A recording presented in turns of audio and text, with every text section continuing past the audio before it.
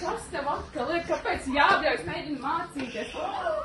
Dievs, kas tev notika? Es tikai paklupoju, paklāju un atstu roku pret stūri. Gultas apguva. Pēc tam, kad Paula ieraudzījusi, ka Marta ir savainojusies, viņa nogulda viņu uz zemes. Labi.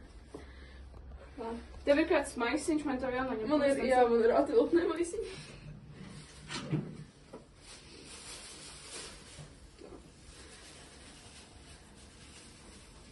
Paula noņēma no Martas rokas pulksteni, lai tas netraucētu, un ar maisiņa palīdzību Paula pasargāja sevi no saskarsmes ar asinīm.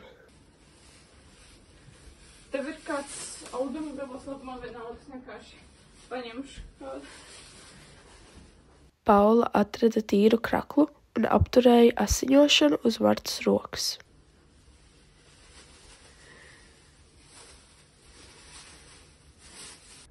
Tu vari paturēt šo te? Ok, uzmanīgi, ja? Jā. Es pazvanīšu ātrajam. Pēc tam, kad Paula ir apturējusi asiņošanu, viņa izsauc mediķus. Labdien, mana māsa atsita roku pret stūri, un viņai tagad asiņo roka. Mana adrese ir Bāžu iela 5. Teik pārsiet tev brūks.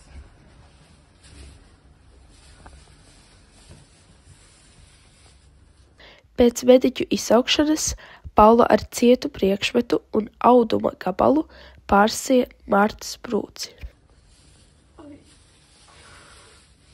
Kas elpo?